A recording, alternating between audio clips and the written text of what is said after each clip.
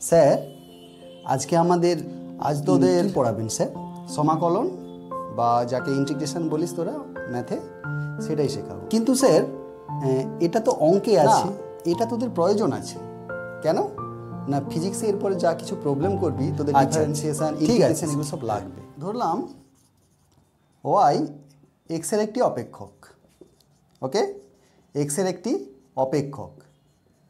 তাহলে আমরা লিখতে পারি কি লিখতে পারি যে y equals to function of x.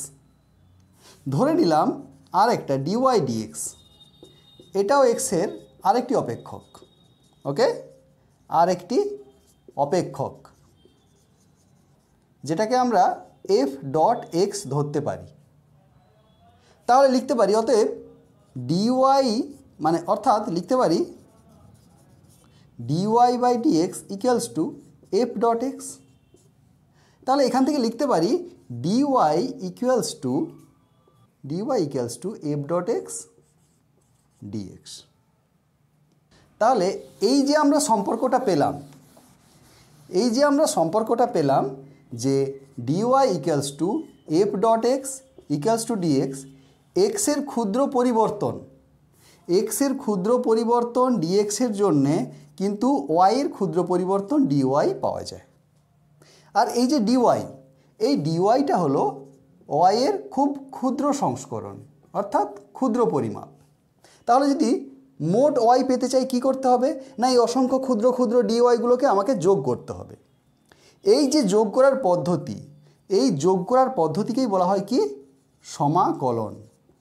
সমাকলন বা ইন্টিগ্রেশন। তাহলে এই যে যোগ করার প্রক্রিয়া, সমাকলন প্রক্রিয়া কি হবে? সমাকলন প্রক্রিয়া লিখতে পারি y equals to integration of d y. এইটা হচ্ছে ইন্টিগ্রেশন সাইনটা কি এইটা।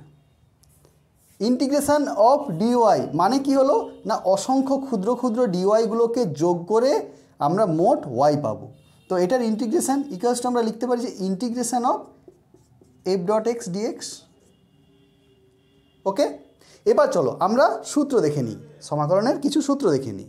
সমাকলনের কিছু গুরুত্বপূর্ণ সূত্র আমরা দেখে নিই। Integration of x to the power n dx equals to x to the power n plus one by n plus one plus C. এই সি কি? সি হলো সমাকলন ধ্রুবক। Integration of e to the power m x dx থাকলে one by m হবে into e to the power m x plus C. Integration of one by x dx যদি থাকে তখন হবে এলএন এক্স প্লাস সি, চার নম্বর point কি, a to the power x dx যদি থাকে তাহলে a to the power x by ln a plus c. আচ্ছা দেখো, actually e to the power m x যে ছিল এখানে কিন্তু ওয়ান বাই এম হয়েছে, কিন্তু এখানে কোনো এলএন আসেনি। কিন্তু যখন এ থাকবে তখন কিন্তু অবশ্যই এলএন এ আসবে, ওকে।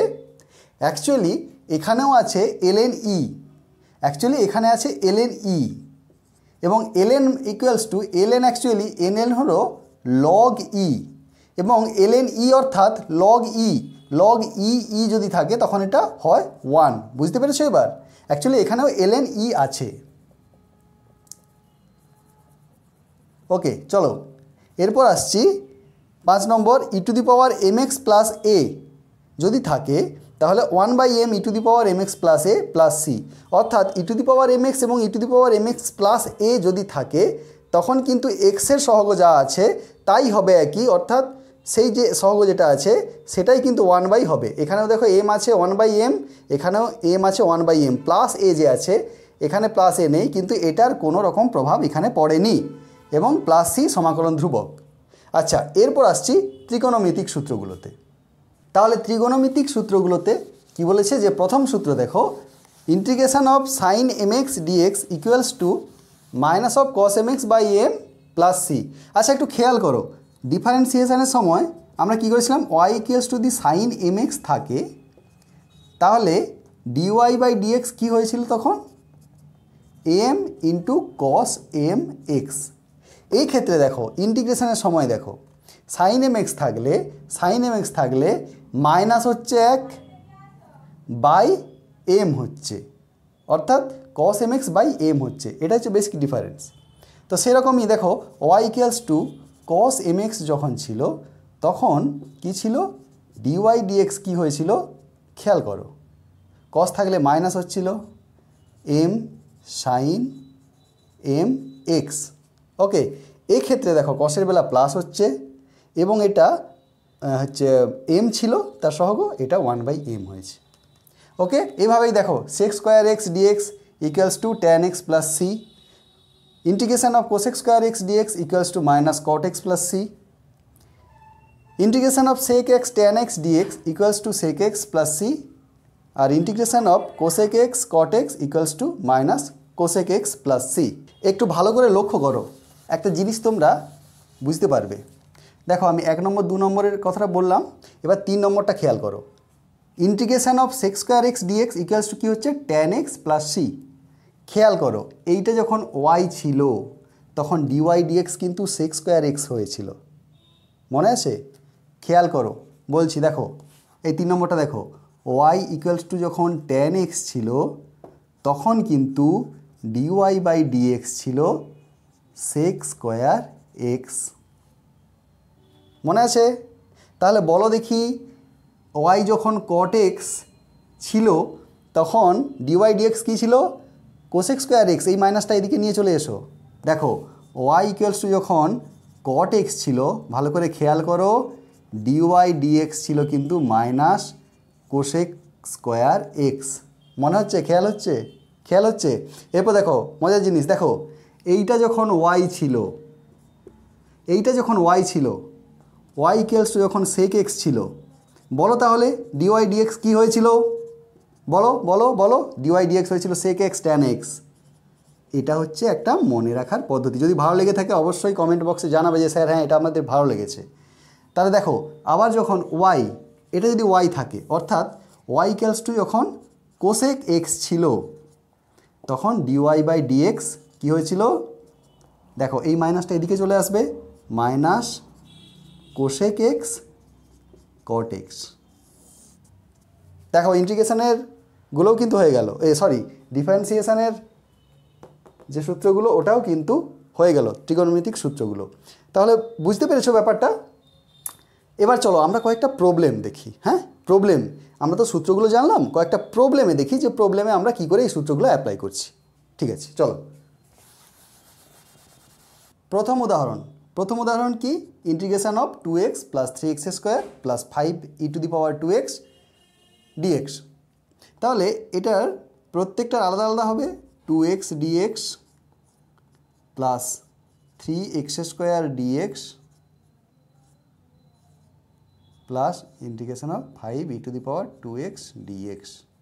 তাহলে চলো এটা কি হবে, 2 ইন্টু এক্সের ওপরে কত আছে, কিছু নেই মানে 1, তাহলে x to the power 1 plus 1 by 1 plus 1 plus c1 একটা ধ্রুবক। ওকে, এবার আসছে 3 into x to the power 2 plus 1, যেহেতু এক্স স্কোয়ার আছে নিচে 2 প্লাস 1, ওকে, প্লাস c2 আরেকটা ধ্রুবক।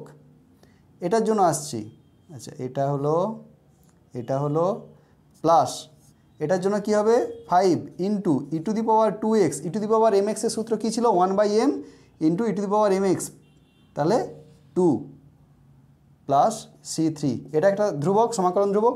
টোটাল 3টে ধ্রুবককে নিয়ে আমরা একটা ধ্রুবক করব c, এবং কি পাবো এখানে দেখো 2 into x square by 2 plus 3 into x cube by 3 plus 5/2 e to the power 2x plus c। সব সমাকলন ধ্রুবককে মিলে আমরা একটা ধ্রুবক নিলাম c। তাহলে এখানে কি হবে, 2 কাটবে, এক্স স্কোয়ার, 3 কেটে যাবে, x cube, 5/2 e to the power 2x plus c। বোঝা গেল? এরপর চলো দ্বিতীয় উদাহরণ কি বলেছে, তাহলে e to the power 3x plus e to the power x dx integration of, তাহলে একে আমরা বলতে পারি integration of e to the power 3x dx plus integration of e to the power x dx। E to the power mx এর সূত্র কী ছিল, 1/m, এখানে m হচ্ছে 3, 1/3 into e to the power 3x plus c1 সমাকলন ধ্রুবক একটি plus a to the power x by ln a, তাই তো, প্লাস c2 দুটো সমাকলন ধ্রুবককে নিয়ে আমরা একটাই ধ্রুবক করব c করব, তাহলে 1/3 e to the power 3x plus 1/ln a into a to the power x plus c। বুঝতে পারলে আজকের ভিডিওটা ভালো লেগেছে, আজকের ক্লাসটা তোমরা ভালোভাবে বুঝতে পেরেছো। যদি বুঝতে পেরে থাকো আমাকে কমেন্টে জানাও, একটা ছোট্ট করে লাইক করে একটা মিষ্টি করে কমেন্ট করে দাও, এবং যদি বুঝে থাকো তোমার খুব প্রিয় দুজন বন্ধুর সঙ্গে এই ভিডিওটা শেয়ার করো। এবং যদি তোমরা কেউ নতুন এসে থাকো ওই চ্যানেলে অন্যান্য ভিডিওগুলো দেখার জন্য, অন্যান্য ক্লাসগুলো করার জন্যে চ্যানেলটা সাবস্ক্রাইব করে নাও। সুস্থ থেকো, ভালো থেকো।